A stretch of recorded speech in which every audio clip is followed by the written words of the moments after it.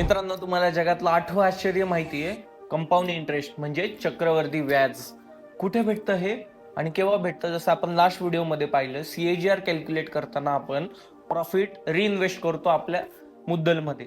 तसंच जेव्हा तुम्ही अशी ओव्हर द इयर्स करत जातात की प्रॉफिट येतोय आणि तो रिइन्व्हेस्ट करताय मुद्दलमध्ये, जेव्हा तुम्ही हे करत जाता वर्षानुवर्ष, तेव्हा तुम्हाला कंपाऊंड इंटरेस्टचा तुम्हाला इफेक्ट दिसायला जातो. सुरुवातीला तो कमी असतो. आपण एक उदाहरण घेऊया.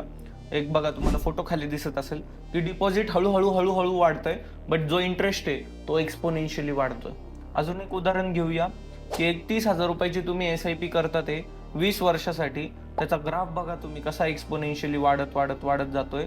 72 लाख रुपये तुम्ही भरताय 30,000च्या SIP ने 20 वर्षात आणि त्याचे होता ते 3 करोड. ऑल दो 20 वर्षानंतर 3 CR ची व्हॅल्यू थोडी कमी असणार आहे, बट ती एकदम पण कमी नसणार आहे. सो पॉवर ऑफ कंपाऊंडिंग खूप इम्पॉर्टंट रोल प्ले करतो तुमच्या वेल्थ क्रिएशन मध्ये. आणि म्युच्युअल फंड मध्ये पॉवर ऑफ कंपाऊंडिंगचा इफेक्ट घेणं खूप इझी आहे. जस्ट तुम्हाला SIP करत राहणं आहे, पेशन्सफुली वेट करणं आहे, आणि जसं झाड वाढतं एक्सपोनेन्शियली तसं तुमची वेल्थ सुद्धा वाढेल. आणि 3-4 वर्षानंतर तुम्हीच म्हणा, पार्थ काय प्रोडक्ट सांगितलंय तुम्हाला, बरं झालं तुम्हाला सांगितलं म्युच्युअल फंड बद्दल, मी अजून इन्व्हेस्टमेंट करेन. थँक्यू.